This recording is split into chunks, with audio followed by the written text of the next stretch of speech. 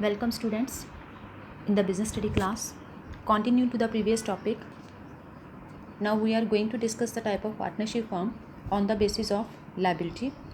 On the basis of liability, we can divide the partnership firm into two parts. First is general partnership and second is limited partnership. And what is general partnership? In general partnership, the liability of all members is unlimited. What do you mean by unlimited liability here? If the business assets are not sufficient to pay the debt of the firm, then personal property of the partners is also involved in the business to pay the debt. And next is limited liability partnership. Limited liability partnership में क्या है, सभी partners की जो liability है वो limited होती है एक्सेप्ट द वन पार्टनर. एक ऐसा पार्टनर होता है जिसकी लाइबिलिटी अनलिमिटेड होती है इसमें. देन है आपके पास types of partner. There are 4 types of partner in the partnership form.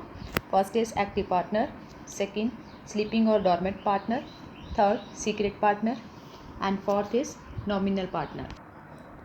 Now students, we are going to discuss the type of partners. मैं आपको उनका मीनिंग्स प्लस उनके डिफरेंस क्या हैं उसके बारे में आपसे बातचीत करने जा रही हूँ. तो हम बात करेंगे कि how they are different according to capital contribution, management, share in profit and loss और लाइबिलिटी. फर्स्ट है आपके पास एक्टिव पार्टनर. एक्टिव पार्टनर क्या करता है? He contributes the capital in the business, participate in the management, gets his share in profit and loss and his liability is unlimited. Next है आपके पास स्लीपिंग और dormant partner. He contributes the capital, वो sleeping partner है, सो ही do not participate in the management. He gets his share in profit and his liability is unlimited. Next is secret partner. He also contribute capital, secretly participate in the management, gets his share in profit and again his liability is unlimited. Next है आपके पास nominal partner. There are 2 types of nominal partners. First is partner by estoppel and second is partner by holding out. Nominal partner does not contribute capital. He does not participate in the management. He does not get share in profit and loss.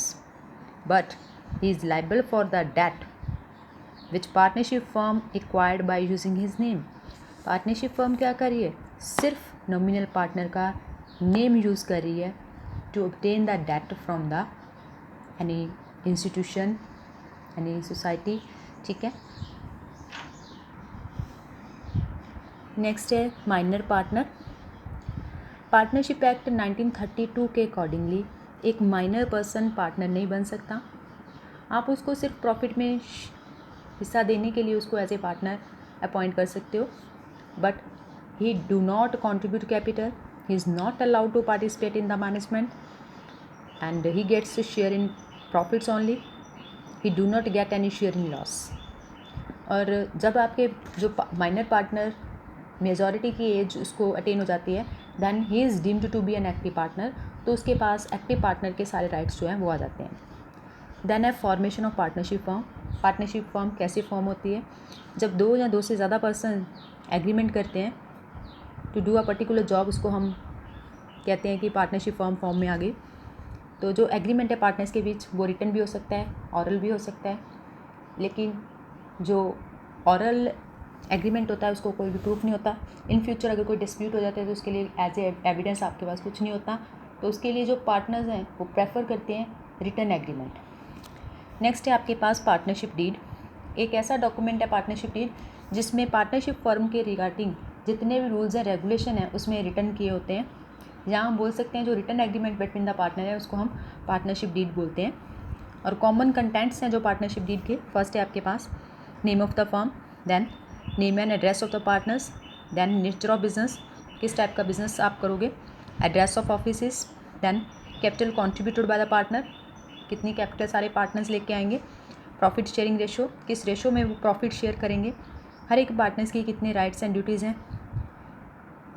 आपका mode of maintaining accounts क्या है, आप single entry system को follow करके चलोगे या double entry system को follow करके चलोगे, पार्टनर्स को कैपिटल के ऊपर कितना इंटरेस्ट मिलेगा और ड्राइंग्स के ऊपर बिजनेस कितना इंटरेस्ट चार्ज करेगा. मान लो कोई पार्टनर एक्स्ट्रा वर्क कर रहा है उसके लिए उसको कितनी सैलरी जो है मिलेगी। Then provision relating to retirement and resolution, कोई पार्टनर अगर रिटायर होगा तो उसकी क्या प्रोसेस है, रेजोल्यूशन कैसी होगी पार्टनरशिप फर्म की, and method of solving disputes, ठीक है। Then interest payable on loan. अब आपके पास है रजिस्ट्रेशन ऑफ पार्टनरशिप फर्म। आपकी जो फर्म की रजिस्ट्रेशन है इट इज़ नॉट कंपल्सरी, लेकिन जो रजिस्टर्ड फर्म है उसको कुछ बेनिफिट्स मिलते हैं, सो इसलिए पार्टनर्स प्रेफर करते हैं कि उनकी फर्म जो है रजिस्टर हो जाए। Then consequence of non registration, non registration के कुछ उनको लॉसेस होते हैं पार्टनर्स को, तो वो क्या है। सबसे पहले a partner of unregistered firm can not file case against a partnership firm.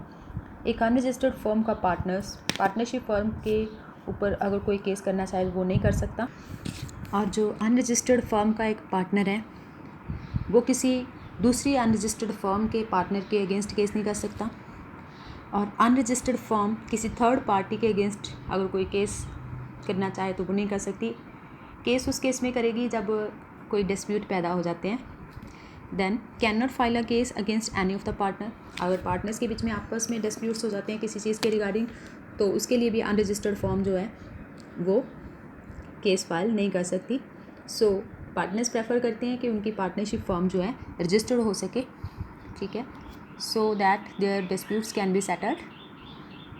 So up to this the partnership topic is finished. Thanks.